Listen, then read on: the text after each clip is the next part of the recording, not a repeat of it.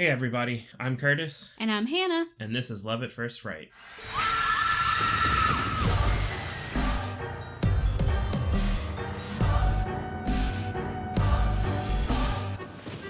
When you go to the carnival or fair or I guess circus, although maybe lesser extent circus, what is like the thing you look forward to most? Ooh, good question. I've never been to a circus. Okay. But I have been to many like carnivals and You don't fairs. need to go to a circus. I like the fun house. That's what you look forward to most, is the mirrors and stuff. I think they're fun. I also like we were talking about this recently because there's a little fair that came to the movie theater that's near our house. It's in the parking lot. Yeah. I kind of like the rickety ass rides that are held together with duct tape. Nope. You're never going to see me on that. It's a thrill. Like, I feel alive. That's literally a Final Destination movie waiting to happen. Yeah, but it's one of those things where, like, fate wants to be, like, ironic. So when you're on something that is a death trap, it's like, we're going to let this skate. Nope. Because it still has to assert that it's not a death trap if it never kills anyone. True. So it does have to kill somebody. At least once. At least once, but like probably more likely periodically so that we don't forget. No, I think they're fun. When I was in high school, there was this little like park, like town square area in the town that I grew up in, and they would often get a carnival that would come through there and like set up in like this like gravelly parking lot part. Yeah. And they always had this one ride that was kind of like a little mini Ferris wheel, but it just had like one wheel that had like 3 or 4 like plane shaped things that would just go in a circle. And I got on that one time, and quite literally the carnival worker closed the door, then leaned in through the open window and duct taped it, and then was like, have fun. And you know what? I did. That's a nightmare. That is a nightmare scenario. What do you look forward to? I really like my strongest memories, I guess, are doing the ring toss thing for a goldfish. I never win. Yeah. Although I did win one time when I was really young, and it was the longest living goldfish I've ever had. Or fish, period. Nice. They got really big. It's kind of a side tangent. That fish got dropped down a garbage disposal. What the hell? When my mom was like cleaning the tank one time. He lived. It was fine. Like, it wasn't on. He just fell in there, and then she got him back out, but she was freaking out when it happened. Jesus. But he kept growing, so we kept having to give him bigger tanks, and then he finally died. Aww. But he lived for, like, a long time. What was his name? I don't remember. It was probably, like, Goldie or something. He wasn't, like, a prized fish. We just, like, he was a goldfish. Wow. He was, he was all right. You have really ostracized our goldfish audience members. I mean, like, nobody's favorite pet is a goldfish. I think that is wrong. I'm sure someone out there is like, this goldfish is right. The only thing keeping me together. All the 5-year-olds currently listening, I'm sorry for offending you about your favorite pet. Wait until you get a dog. If you're a fish lover, sorry. This is not a safe space. You can be a fish lover. I'm saying, like, fish lovers, I don't think their favorite fish is a goldfish. They would, like, their favorite fish is going to be almost any other fish. Yeah. Okay. My dad used to keep fish, and I don't think he ever had a goldfish. See? Case in point. Because it was, he had, like, what are cichlids? Does that sound like a fish? No, you're asking I didn't even remember the name of my pet goldfish, and you're asking me if this sounds like a fish type. He'll text me after he listens to this. Yeah. I actually do like the games too. I was never good at the ring toss one, but I liked the one where you had like the water gun. Was it where it had the 2 buttons and yeah. you had to like aim it? Yeah, I was always really good at those. I liked the dunk tank a lot. I played baseball when I was younger, so I was actually fairly had a good good arm. at, like, you know, throwing and aiming it, so I could dunk the person. Yeah. But, I like those. But if we're talking about like rides, I feel like at the the county fair that I went to, there was like, it was like a little buggy thing that you got in, and it was like a really short ride, and it just like took you through. It looked kind of like a haunted house. Okay. But it wasn't really a haunted house. It was just like vaguely scary. Yeah. Or whatever. Probably had like glow in the dark paint. Yeah. And I really liked whatever they call it. It's I guess it's like the fun house or whatever, but it's the one where it has like the clear walls in it. And you try to get through without like slamming. Yeah, that's like the fun house. Yeah. I always liked the fun house. There was one carnival I went to that had, it was a fun house, but it was also like scary themed. They didn't have like live actors or anything, but that was kind of cool because it was like you were in the dark, and you know there's loud like lightning effects and stuff happening, so you feel the pressure to like go through faster. Yeah. I think those are fun. Did you ever go to like the House of Oddities or whatever, where they had like the 2-headed calf? I would have loved that. I don't think I've ever been to a carnival that advertised that. I loved it because it was one of those things. It was like the last time I'd gone, I think, anyway. So you paid for tickets to get on the rides, but the House of Oddities was never one thing you could use tickets on. You had to pay. It was money its own to get thing. them. But it was like $2 a person to walk through this thing, and you knew it was kind of shitty because there was never a line for it, right? No. So you just walked up, you gave, I guess, a carnival worker, it could have been anybody, $2, and they were like, all right, head on in. And then you walked in, and it was usually the worst looking, or at least not well upkept oddities. And by that I mean like a 2-headed calf that was like in embalming fluid or something like that, but it looked like somebody had sewn the second head on. Yeah, I was gonna say, I was like, see, I don't even know if those are like legit oddities. And I don't think they are. Yeah. Which is why it's $2 to get it. Right. Because if they're like $20 and you can see, you know, an actual rare snake or something like that. It would be pretty odd. Hey, give me $20, I'll let you take a look at my snake. Hey, did you ever see a dead body? I feel like that a lot of the oddities, though, did boil down to it's a 2-headed animal, and isn't that weird? Yeah. And I'm like, weirder. Yeah, I mean, it is weird, but like, also, there's got to be other things. Yeah. There was also, this was, I think, separate. Oh no, I think it was part of it, but like it was always like a weird building, and you walk through that, and they had all this stuff in like, you know, various boxes or whatever. And then when you went out, there was like it looked like a building to the rest of the fair, but on the back side of it, there was like a clear wall, like a big window wall.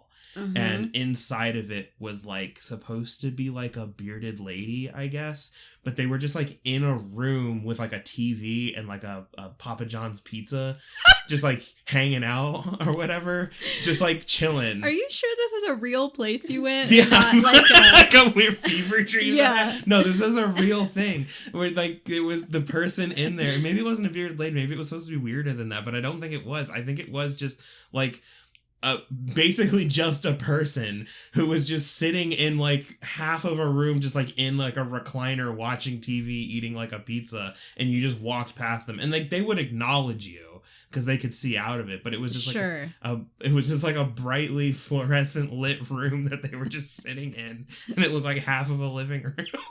It was weird. Okay, it's an oddity. It is an oddity. I'll give you that.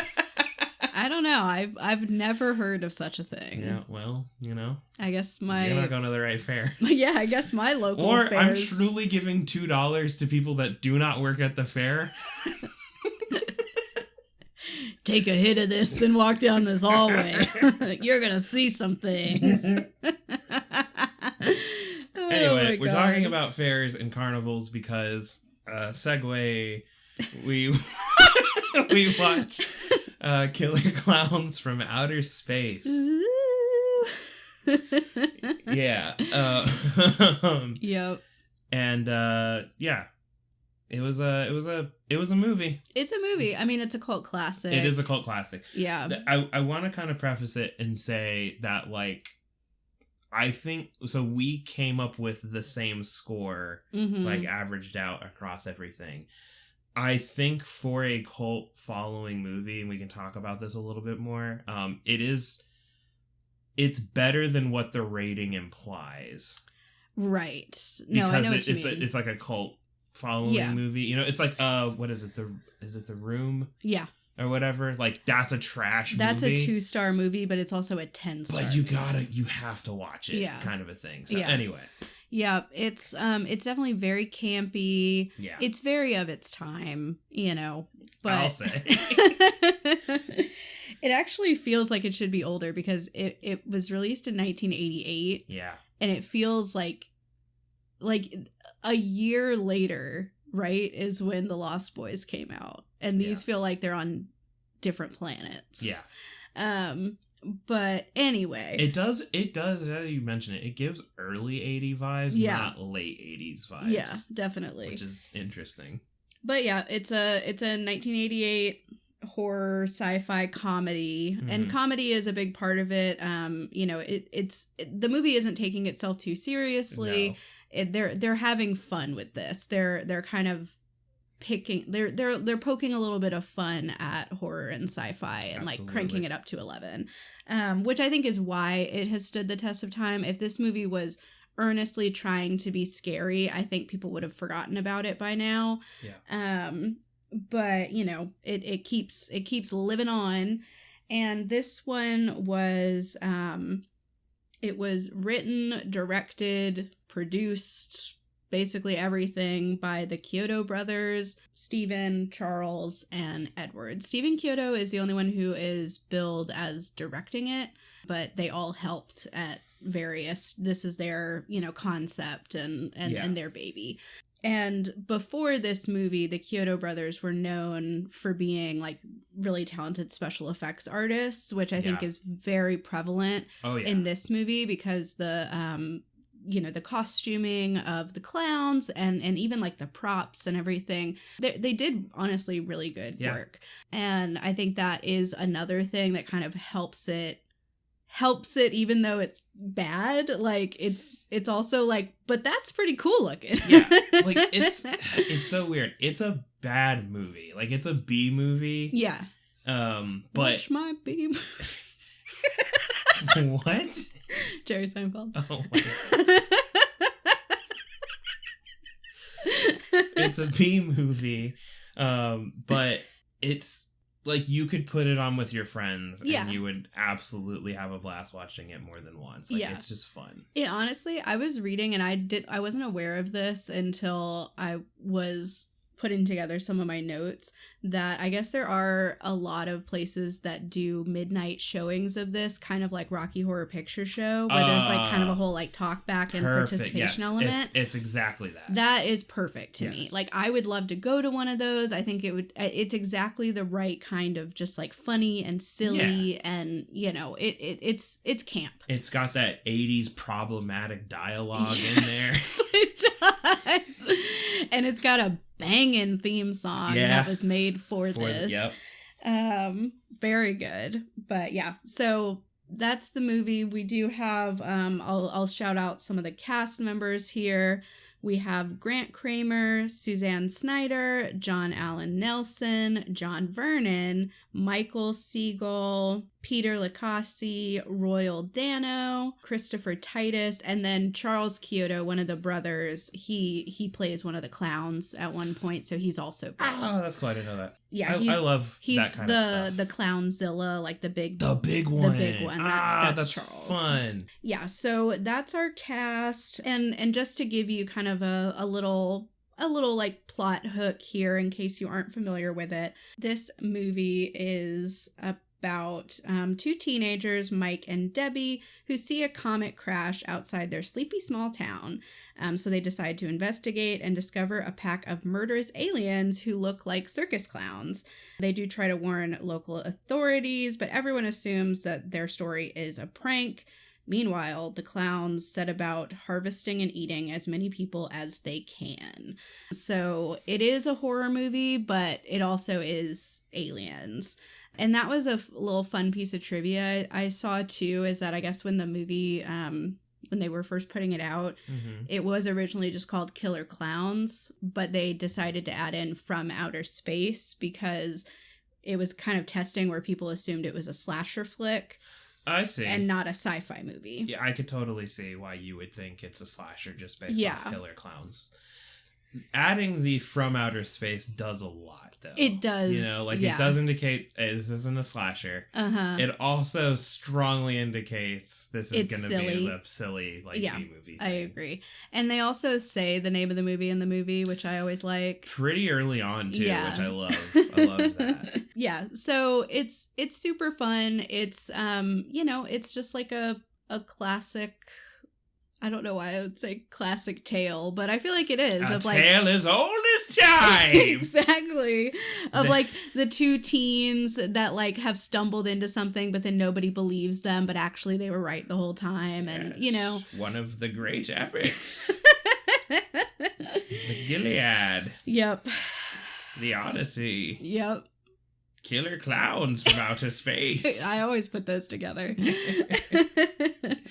Yeah, no, but, it follows kind of like three main characters. Yeah, you have the two teen lovers, which are Mike and Debbie. Yeah. And then Debbie's ex-boyfriend, who is also a local police officer. Dave. Yeah. Yeah. I learned at the end of the movie that Mike's full name is Mike Tobacco. Which is great. Nobody calls him that in the movie. That is the greatest name for a character I've ever heard. The best. It's so good. Mike Tobacco. It's so good. And they don't say it. No. That's a little Easter egg for if you made it all the way through the movie. You get to learn that his name is Mike Tobacco. Very special. At one point, Dave calls Debbie Little Debbie in there. Which was so funny to me. Funny. I had like completely forgotten about that, and he just is just like, and it was so casual. Like he was just like, I can't believe this would happen to Little Debbie.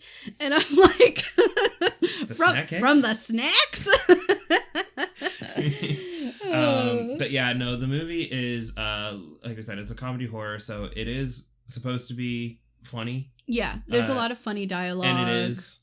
It does come across as just being very humorous, not like riotously funny or anything like that, but like the concepts that you're seeing, the tropes and everything are very funny. And like 90% of this movie is basically showing off different ways that you can use like clown tropes and clown humor to kill somebody. Yeah. You know, it's like we have the clown car, we have the shadow puppets, we have popcorn, we have like everything you can think of. They throw pies on a guy until he literally melts into a pile of goo. So like they're just basically like, what is something clown related and how do we make that a method of murder?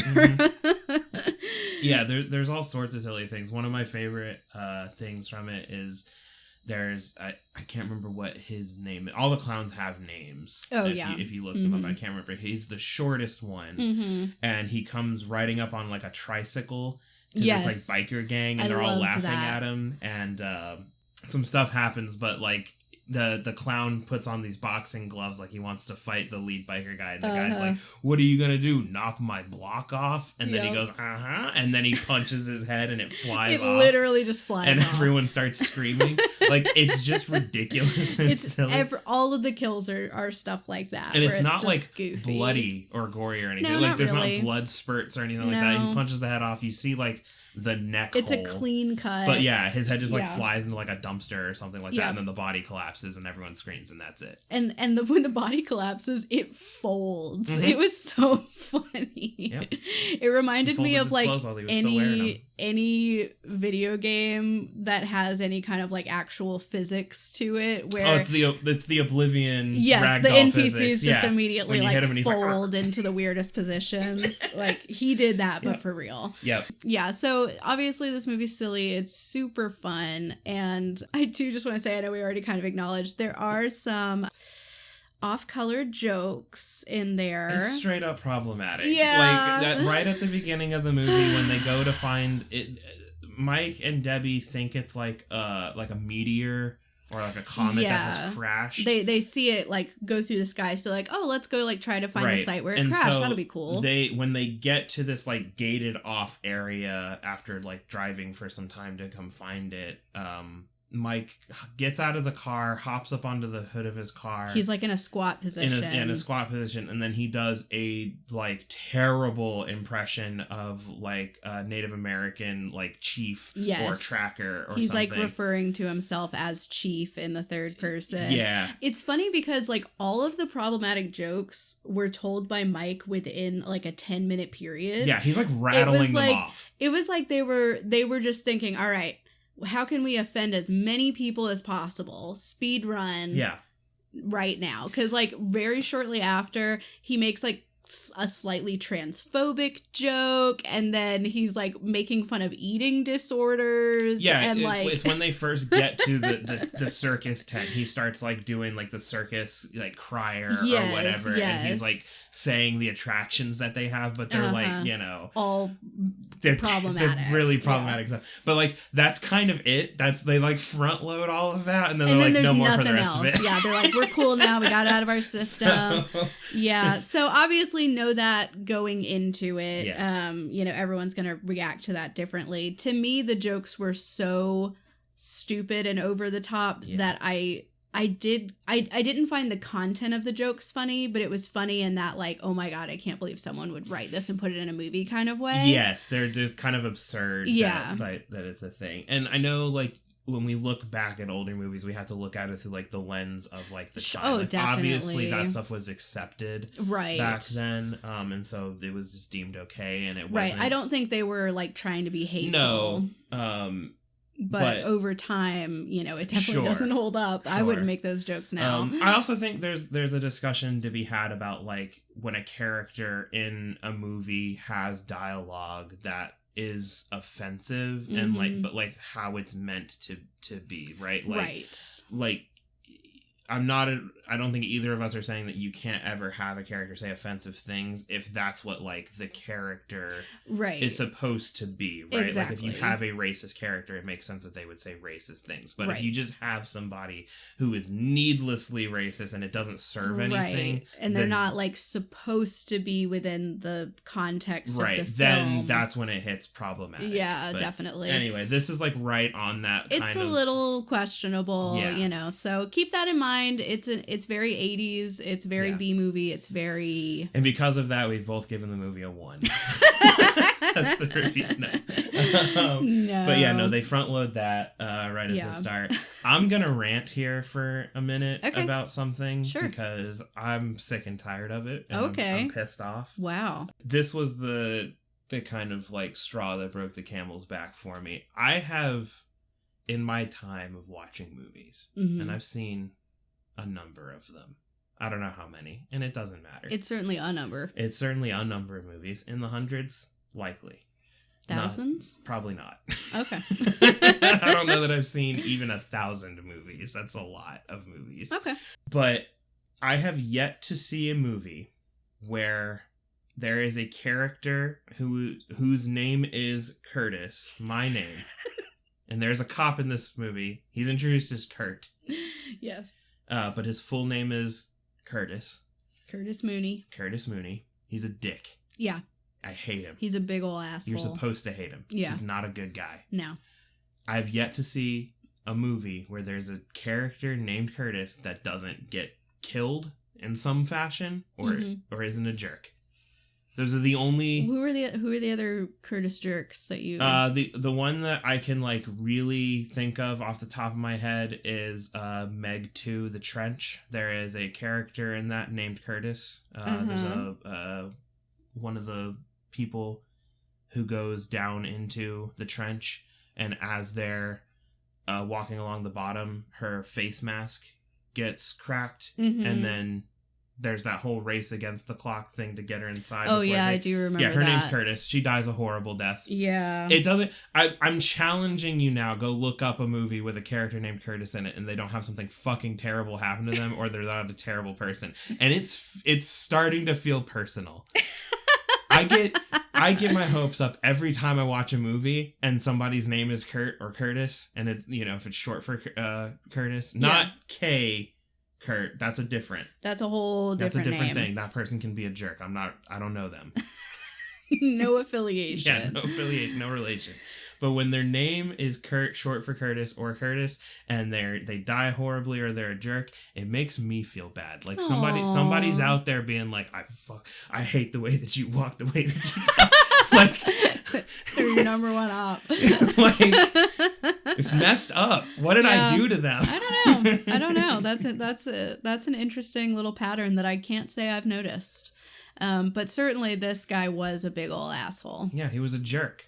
Yeah, he's one of the town cops, so it's not Dave, but it's Dave's like older curmudgeonly. He's one of the town cops in a town that appears to only have 2 cops. Exactly, 2 cops. Yeah. No, it's 3. It's 3. They actually do talk about this. The chief is like out for the weekend. Yeah, he's like on vacation. He's away. Something or whatever. Yeah. So it's at least 3 cops. Yes, and one of them is a chief. Yeah. but yeah, so Curtis Mooney, he's older, but he's still like a beat cop, you know. But he is such a dirtbag. Like literally from the first moment you meet him, he's just, I think his first line is like, what does he call that one guy? He's like, look at this sack of shit or something. Yeah, he calls him like a piece of shit. Yeah. And I mean, to be fair, it's like a young dude, probably a teenager, like 17 or something. I don't know how old the kids are supposed to be, but he's like walking across the street while actively drinking a beer. Yeah. So like open container stuff or whatever. And he sees the kid, but I guess he doesn't see the beer because he's like hiding it behind a bag or something like that. But like, yeah, he's in his car, his patrol car, and he sees the kid walking across the street, and he's like, that piece of shit, or whatever. Yeah. And then the next time we see him, he's escorting these 2 punks into the police station. Yeah. And they were just drinking some wine in the park. That's what they say. Now, we don't actually know what they were doing, but I'll take them at their word because Mooney's kind of an asshole. Yeah. But yeah, he's just like, he's like, I'm gonna beat the shit out of him kind of deal. He's literally like threatening them and being like, I'm gonna, bury you under the jail. And all Dave's this stuff. like, hey bud, like maybe let's fucking take a breath. Like, and I guess there's this like contention between Dave and Officer Mooney because Dave comes from this like academy training. Yeah, but like Officer Mooney doesn't have any of that. So I'm just like, okay, where the fuck did he come from? Yeah. Maybe he went to like some prestigious, I don't think he did. I think like his dad was on the force and he's like nepotismed into it. But like he's such a shitty cop. Yeah. That like he's never gonna get anywhere. Exactly. Yep. But they have this whole thing of where Dave is like, he's like lawful good. Yeah. And the other guy, I don't even know what he would be. He's not lawful. He's not on the fucking chart. He's just a dick. Yeah, he exists outside of it, which is good because he has probably one of the most memorable like deaths. Yes. Slash like gags of the whole movie. It was satisfying that he's like definitely the biggest asshole character, and he got like the most like brutal of endings. Yeah. But yeah, that guy's a total dick. He just assumes like, because a big part of the contention of this movie is after Debbie and Mike have encountered the what looks clowns. Like a big top, but it's a spaceship, and there are killer clowns in there. They narrowly escape with their lives, and they immediately go to the police station to be like, we saw dead people, like something's going on. And I mean, to be fair, Mike doesn't really believe, or Dave doesn't really believe them either. But Dave's not being like a total jerk about it. Like, he's like, calm down, tell me what's going on, start from the beginning. I guess the issue is like, at first he is being that way, but you find out that I think his motivations for doing that are kind of fucked. Yeah. Because he is Debbie's ex-boyfriend. And so there's like this level of jealousy because she's with Mike now. Yeah. And like, they go to check out where the big top was supposed to be after dropping Debbie off at her house because like she's a woman and shouldn't go do this, I guess. Yeah. But Dave makes Mike ride in the back of the patrol car just even though it's just the two of them. Yeah, so they drive back up to the point. Mike doesn't want to go there because he's freaked out, but he goes with him. And when they go, the big top's not there anymore. So then Dave like arrests Mike for doing this big prank thing. Right. But then on the way, I guess back, they stop by what's called the top of the world. It's like a lover's lane. It's a makeout point. Yeah. You know, like the old classic, we go drive up, you can see down into the town kind of thing. Yeah. Although I think theirs was just looking into the woods. I don't think you could see anything. I don't really know anyway, why it was called Top of the World. But they go back, when they go to this scene, like, it's all trashed, and Dave finds this cotton candy substance that Mike had been telling him about. And so he starts to believe Mike. Yeah. And that's kind of where things... Yeah. So then he's, like, actually on board after that. Oh, and fun fact I learned about that Jeep that was covered in the cotton candy. Yeah. Apparently, because they really didn't have a big budget for this movie, they rented that car... And they, like, put all that stuff in there thinking, like, we'll be able to just clean it out and it'll be fine. They fucked it right up. There was so much damage to the car. This thing, like, it was truly, like, filled with this to cotton the brim candy with cotton candy. It's a great effect. Yeah, it looks awesome. Don't do that to a rental. Don't do your car. Don't do it unless you really want that. And you're willing to pay for the rental. Yes. But yeah, so I think this movie does some fun stuff. You mentioned like a lot of the special effects, particularly the costuming and the props and stuff. They are really like iconic stuff to the point where this is such a beloved like cult classic movie and has such a following. They're making a video game which is going to come out the day after this episode releases on the 4th. And there's the models for the clowns, the weapons, even some of the locations and stuff are like so iconic that they've put them into the game, so you can use those things in the game, and they feel really cool, even though they're like goofy and weird. Like how they capture the people so that they can drink their blood or whatever it is they're doing with them. Is they have these like little ray gun blasters, but they shoot out this pink cotton candy stuff, and it puts them into a big cocoon of cotton candy. Yeah, and then they go hang them up inside their ship, and then they can just puncture it with a straw and drink their blood. Yep. And I guess just being in the cotton candy is lethal. I guess so. I don't really know exactly what happens to you in the cotton candy. They pull the cotton candy off at certain points to reveal like a, face underneath. It's always as right a on the scare. face. Yeah, they know exactly where that face is at. But they already look like weird and gelatinous, so it almost makes me think that like you go in the cotton candy and then it just like liquidates you or something. Like I don't know exactly, because they do. We see a clown puncture it with a silly straw and then slurp out some viscera. This is kind of what I mean by like this movie is just like it's a really silly fun time. There's no reason for the straw that the clown uses to look like that. No, it is truly one of those crazy straws that has like all the twists and bends and stuff in it. Yep. And he just puts it in there and then slurps the blood up through it. There's no reason for it to do that. And it has so many loops and everything that it takes like a while to even get to his lips because it has to work through so many loop-de-loops. Maybe it's like wine and it's like aerating it Maybe. as he's slurping it up. And he's like, yes, a good vintage. Decanting. Yes, he's decanting the blood. But like, I mean, a lot of the stuff on the ship, there's a point where two characters fall into like a ball pit that's on the ship. It just appears to be a ball pit. Yeah, nothing bad really happens to them.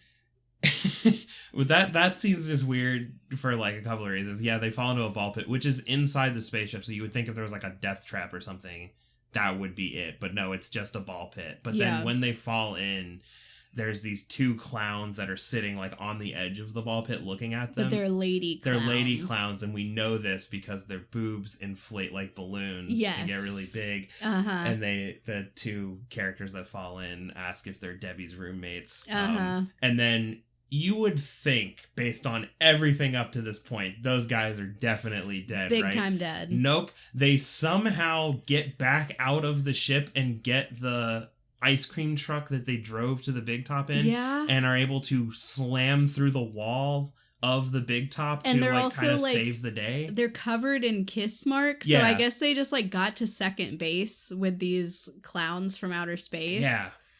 Which is wild. Yeah, it's just really weird. Yeah, those are the Terenzi brothers. They're Mike's like best friends, and they're these, you know, like they're not like bad kids, like they're not like punks, but they're definitely, you know, they're rapscallions. Like they have this, they get introduced to us like in an ice cream truck. And they like talk about, you know, they have a little back and forth between the two of them about how this was a stupid idea. Well, you know, it was your idea. You said we could get girls like this. And, you know, like they're like kind of girl crazy, but they have no game. And they're just like very non-serious. But they're kind of like comedic relief.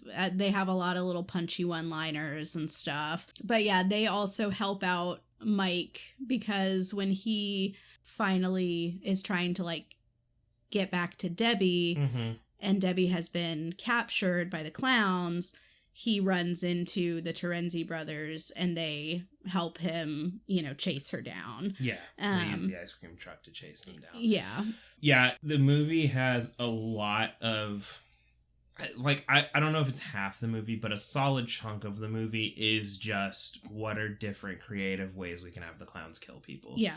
And they are all different and weird and generally pretty funny. Yeah. How they work. You know, there's the knock my block off one. There was I think one of the other iconic ones in like the montage of them going through the town is the pizza box delivery one. Yeah. Where they're literally just holding like a stack of pizza boxes and then they open it up and the little one's inside the pizza and he has the little ray gun. There's the puppet show, which happens. That one to me is one of the funniest ones because of like the context around it. Yeah, that one was like bizarre. A dude in the park by himself and he goes up to this gazebo that has the little puppet stand there's set like up a in puppet show going on and you know the puppet show's happening and the guy's just standing there kind of laughing to himself, but he also looks like I don't know if he I want to looks be like here. Bothered to be there. And I'm like, brother, you were walking through this park of your own free will. You could just leave. You entered the gazebo. Like, don't enter the gazebo and then roll your eyes. Yeah. No wonder they killed you. that whole part of it is so funny to me. But then one of my favorite parts is the puppets that the clown has. The expressions on the puppets change. Yeah. And they're not like movable felt face puppets. They're like little clay balls or something, like wooden balls with like, you know, hard features on them. So like they shouldn't be able to change how they do, but they do like change to look scared or angry or whatever until the clown pops up. It's so stupid. Very stupid. And also I do have to say, especially if you are like a person who's afraid of clowns, I think that the special effects on the clowns are really good. Like I think they look really good and scary. On it, like low-key, even though it's a very funny movie, if you're scared of clowns, you should just sit this one out. Because I think it would honestly be disturbing. No, absolutely it would be. There's a lot of time spent on close-ups of the clowns' faces. Yes. As they're like, you know, laughing or whatever. And they do just genuinely look really good. Yeah. They have very like exaggerated features. And my understanding is that it was primarily like rubber masks and stuff that the Kyoto brothers like handcrafted. So there is a, like, you can tell that it's a mask. Like, it has a sort of plasticky, rubbery look to it that doesn't look, like, organic. but they put so much detail into it that it still feels very immersive. I also think it's one of those things that, like, it doesn't necessarily look organic, but I don't think that's a problem, because there's a point towards the end of this movie where the characters are wandering through the big top spaceship, and they're kind of spitballing, like, why the clowns are here and doing all of this, and they just throw out a bunch of ideas. Like, maybe they're an ancient civilization that, like, visited us a long time ago, and they saw the clowns back then, or whatever, and then whatever, you know, or like they came and then we saw them, and then our clowns are based on them. Or maybe they're just here to get, like, a little snack as they, like, cruise through the galaxy or something like that. But they don't really spend that much time on it. And this is one of my things with, like, horror movies in general, that I really don't like when movies spend a lot of time trying to explain a concept, and in particular with movies that are like this, these B movies, cult things. If they had spent any actual serious time trying to do this, I think this movie would have been terrible, because we would have spent like 15 minutes of characters doing some montage scene on the, you know, at the library. Yep, researching whatever, and then figuring out that the clowns are whatever. We find out that the weakness to the clowns is you gotta pop their nose. Yep. Because Dave shoots one in the nose. Mm-hmm. And then he explains to the other characters they can be killed, you just gotta hit them in the nose. Yep. To do it. We get the characters spitballing why the clowns are here, but we never get an answer to that question. No, I mean, we know that they want to eat humans, but that's about it. Yep. And we don't even know, like one question you might have when you do this, because, like, they do the pizza delivery gag. They do the knock my block off thing. Like, the one rides up on the tricycle, right? These are gags that require a knowledge of, like, human social structure and etiquette to, like, be funny and, like, work the way they do. Right. And it raises the question of, like, so have the clowns been, like, have they done this before? Have they been here before? Yeah. Like, how do they have this level of understanding? Or is it truly just, like, this, Deadpool-esque, like, fourth wall breaking, like, they just have this cosmically infinite bag of gags that will always be the thing that they kind of need for that moment, kind of a thing. Well, like, one moment that I really grappled with that question of, like, so do they just, like, know about, like, human Earth culture? There's a point pretty early on, they haven't really, like, really gotten into killing people yet, but the reason they go out into the town is because Mike and Debbie get away and they pursue them. And we see this one clown that is walking down a street, and he passes by a, like, little corner store that has this like animatronic gorilla outside of it, and he sees some people coming, and I guess he doesn't want to get caught. I don't really know why, but his solution to that is to stand still and, like, put his arms in, like, a very robotic position and basically move as if he is also an animatronic. And it totally works, because the people just walk right by and pay him no attention. So I'm like, so you have enough knowledge to know that, like, you would stand out in a bad way. Yeah. That this animatronic is something that you can emulate because that's normal. And people would think you are an animatronic because you look so out of place that if you just do this or whatever. There's a lot of things in there that raise that question. And we never get answers to it, and we also don't, like, you don't need them. You don't feel like by the end of this you're like, well, they never answered. Who cares? Who cares? They're wrapping people up in cotton candy and drinking their blood through silly straws. Like, it's just a goofy movie. There's a point early in the movie. No, it's not a goofy movie. That's a different movie. There's a point early in the movie where Mike and Debbie go into the ship thinking it's just a big top or whatever, and there's, like, these, like, weird curved circular door things. And they're just pressing these buttons on the side of them, and as they press them, they go, like, whoop, whoop, whoop, whoop, whoop, or whatever. For no reason. There would be no reason for it to do that. There's every reason for it to do that. You know, I have to say, I do respect that the Killer Klowns put some whimsy in their living space. They really do. They saw Millennial Beige and they said, no. We reject this. We despise this. Yeah, the inside of their big top, like, almost every part of it looks like a black light covered like fun house it's thing. all like neon weird patterns and stuff like that. There's random like a hallway dots. just filled with balloons for no reason. There's like we said, there was that one thing Dave turns, and it's a comedic timing thing. He turns to the Terenzi brothers and says, hey, we need to stick together. I don't need to have to go look for you guys later too. And then he turns back around and he pulls a lever to like open a door. And when he does this, the floor falls out from beneath the Terenzi brothers. That's when they fall in the ball pit. That's just there. Yeah. Like, why would that be there? Yeah. Well, there's a pretty extended chase sequence when all three of them are back in the ship because they go there to save Debbie and they successfully do. But it's literally just any gag you can think of. Like there's literally a point where they reach the end of a hallway and there's a door and Mike opens a door and he goes, another door. And it's like a slightly smaller door. And then he opens that door and he goes, a smaller door. Another door. Another door. And this goes on like for a while. Yeah, it's really funny. Like there's so many things about this that it is just gags. Yes. And it is really funny the whole time. Yeah, it was really a lot of fun. And of course the whole thing does end in the kind of the final showdown where there I guess he's like, I don't know, the Big Papa alien. He's like I don't know if he's in charge or what. I don't know. But he's way bigger than any of the other clowns. Huge. And this is the one that one of the Kyoto brothers played the part of. And he's named Jojo. Mm. And I think kind of like within the fandom, they call him Clownzilla because he's so big. But I don't know if that's like official. But another thing that was kind of interesting, I read a little factoid about this, is that whole Jojo the Clownzilla thing, originally their vision was for that to be stop motion. But then they were worried about budget and they just like couldn't make it happen. So instead they did another suit because they could do that work themselves at little cost. And then Charles just played the clown.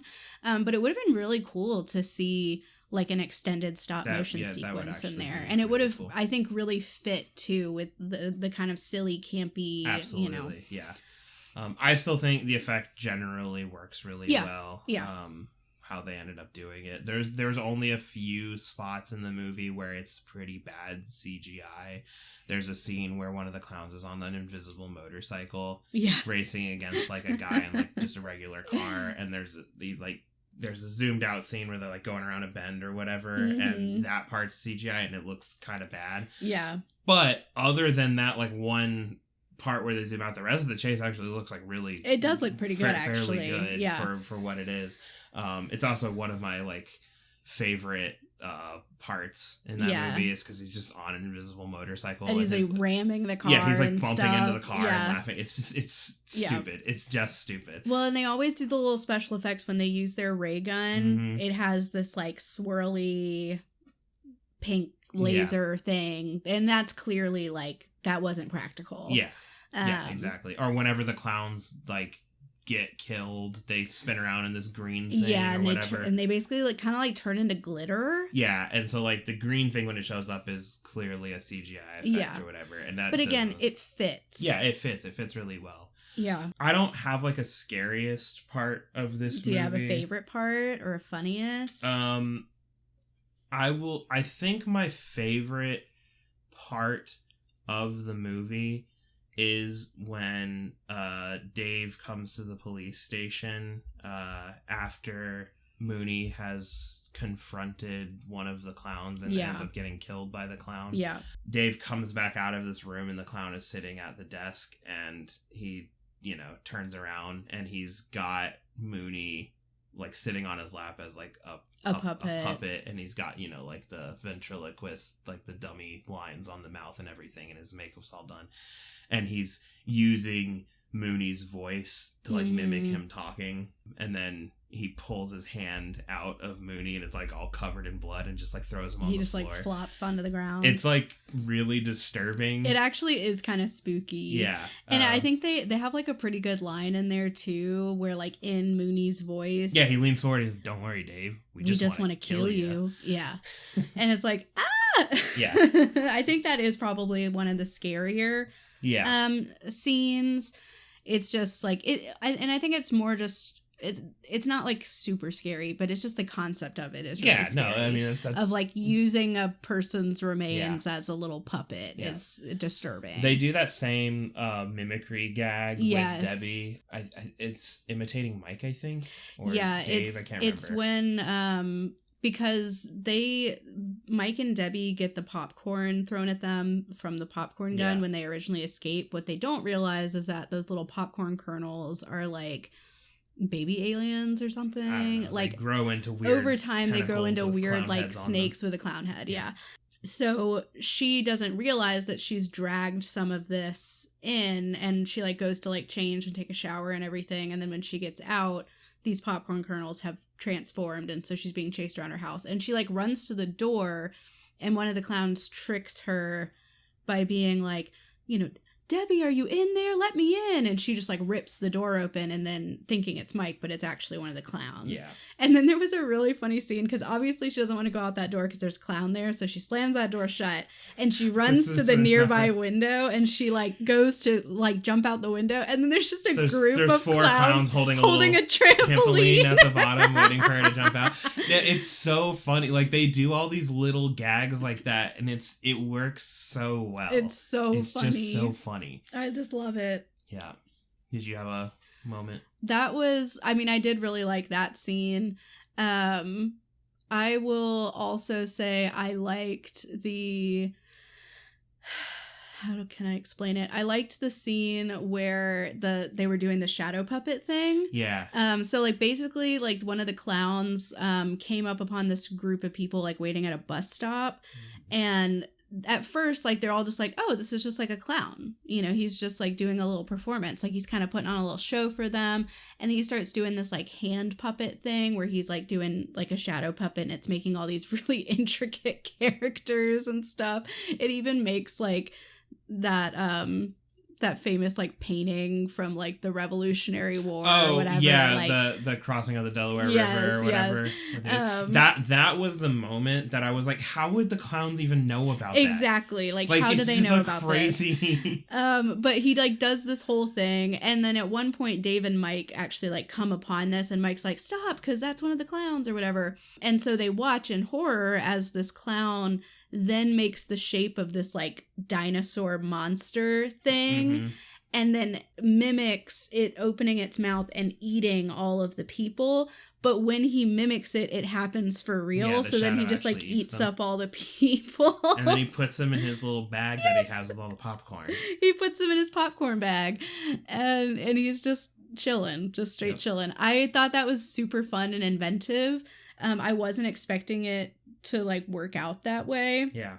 And then the clown displays that he has like a 30-foot vertical leap. Yes, yeah, because Mike loses his shit and he starts slamming the gas pedal for some reason, even though he's in the passenger seat. One of my favorite and lines. He wants to run down the clown, but then the clown just yeet and just... Yeah, he jumps up into the air. Yeah, literally like high enough and to be on the roof of the building. One of my favorite things, because Dave was like, what are you doing? And then Mike says, I guess I freaked out a little. He's just like me. It's like, dude, you grabbed the steering wheel from a cop and somehow slammed the gas pedal. Yes. You freaked out a little? Freaked out a little. A little? Good thing he didn't panic. Yeah, right? Oh my goodness.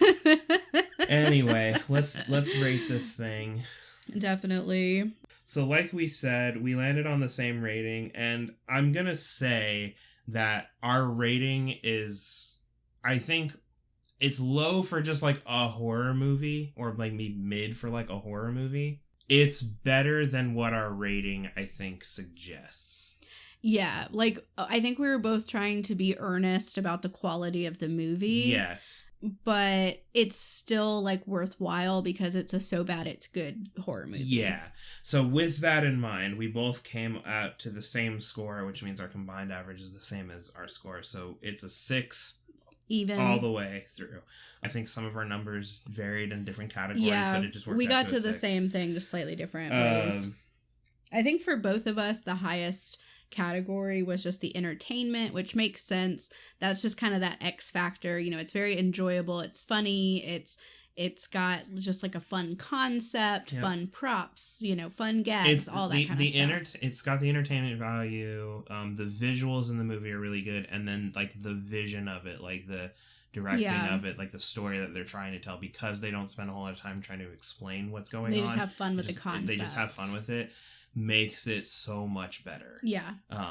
Than if they had tried to be serious about it. There is definitely a world where this is a completely forgotten, terrible movie that nobody's ever heard of or seen or watched. But no, this movie it's great. Yeah. I'll gladly watch it again. I think this movie was my lowest score so far in the scares category. But again, that's super subjective. Absolutely, like I said, if you are freaked out a little bit by clowns, it's not really something that's super effective on me. I actually kind of like the clown aesthetic. I think it's sort of fun. Yeah. But if you're freaked out by them, you might actually get a little bit of a scare out of this one, because the special effects and the practical effects that they do to make these clowns come alive is actually very good. Yeah, no, it is very good. For me, it was also the lowest category, and just across any of the movies that we rated in terms of scares. I think you put a 2.5. I put a 3. Mm-hmm. For me, anything like less than a 5 for scary movies is kind of the same, barring like a 1. A 1 for me would be like, I need to take somebody who doesn't like scary movies, sit them down to watch this, and they are like actively laughing at the movie, right, at some of the scary parts. Not scared at all. That would be like a 1 movie. So like anything else, like a 2 through 4 might as well be kind of the same. I think, as we get closer to 5 and certainly above 5, it's more like there's maybe like one scene in the movie, or just like a concept. Like I'm trying to take into account, like you said, like if you were just afraid of clowns, this is objectively a terrifying movie. It would be horrible. So like for me, that's a 3. Like I don't find the clowns that scary. There's not really a scary thing about this movie to me. But I don't think anything really got me. No, there weren't really any like. As far as I remember, there weren't really any jump scares. I would say the closest we get to a jump scare is probably that scene I mentioned where Debbie gets tricked at the doorway into opening it because the clown is mimicking. Because you're so like in the escape mode, you're with her on that ride, and then she pulls open the door and there's a clown instead of Mike Tobacco. So I think that's kind of spooky. Mike Tobacco. Never mind. This movie gets a perfect 10 because of Mike Tobacco. Mike Tobacco. It's the greatest name, I swear. I also did want to add, because I thought this was, I looked up a lot of fun little trivia about this movie.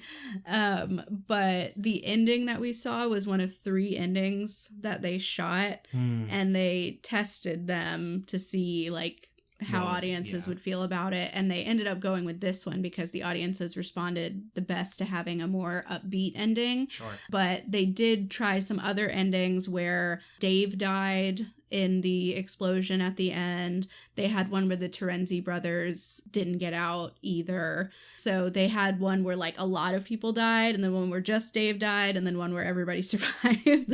And everybody survived was the winner. The Terenzi brothers surviving is like probably the worst thing about it. It doesn't super make sense. No, it doesn't make sense. So what happens for this is the Clownzilla gets activated after they, the Terenzi brothers, somehow get out of the thing, get the ice cream truck, then break through a hole in the structure.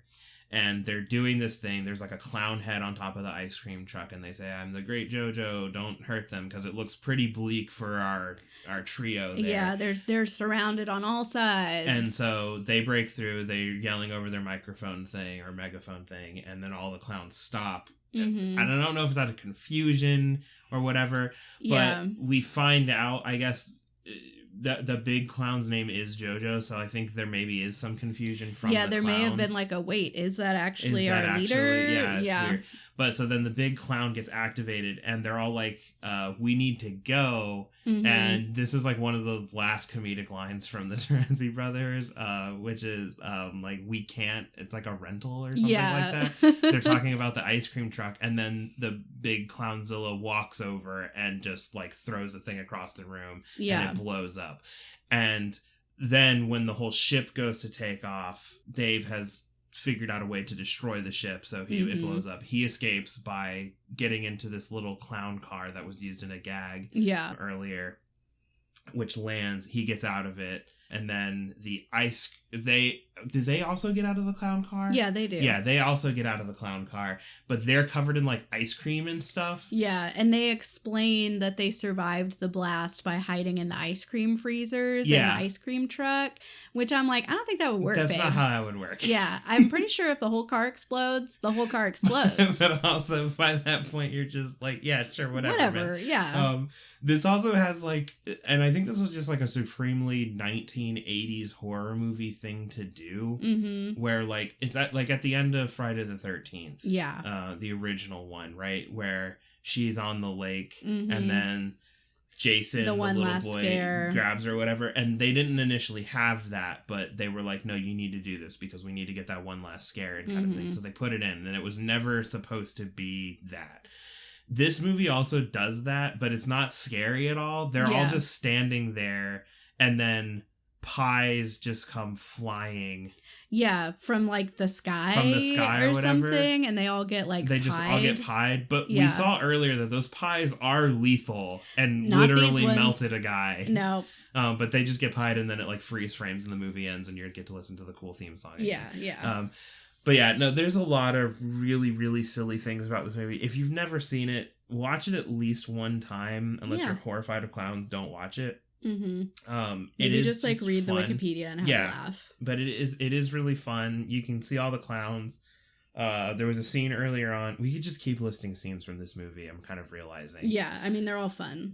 One of my other favorite scenes in this, though, was after Mike and Debbie first get away from the big top and go back into town. The clowns are chasing them, or like chasing is a strong word. They're marching slowly towards the town down this road, and they're walking from out of frame one by one into the frame, and it takes a long time, and we only end up seeing 5 clowns, but like by the third one I turned to you and I was like, I need like half an hour of just this, clowns of just lumbering a bunch forward. of different clowns walking into frame and going down this road.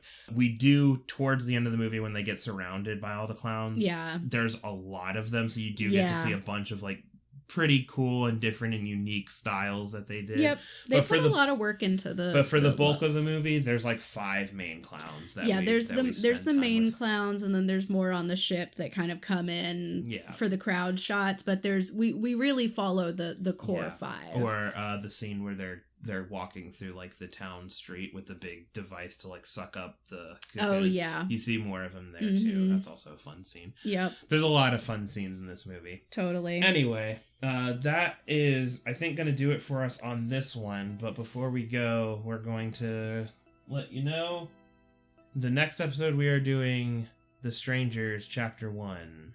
It's a new release, part of the Strangers franchise. So if you want to check it out, it's in theaters now. Yep, it is in theaters now. I don't know if it'll be...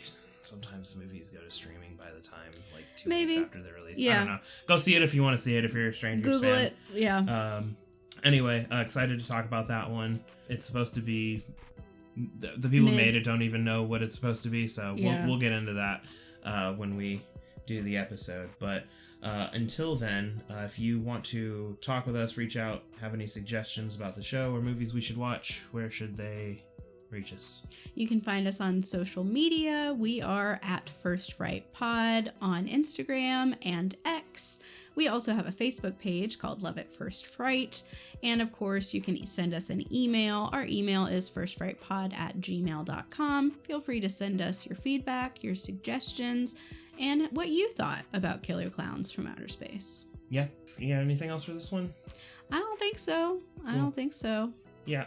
If you, actually, send me an email if you went to a fair and gave somebody $2 and they showed you somebody just kind of chilling in a room. Eating Papa John's? Just kind of hanging out. Yeah, if you also experienced that, let us know. If you are the person who was in the room, definitely email us. Reach out. And if you want to come on the show, you're welcome. I'd have you on. That would be fun. You could totally. I don't know what you talk about, but we'll figure it out. Yeah, maybe. I guess your experience in the room.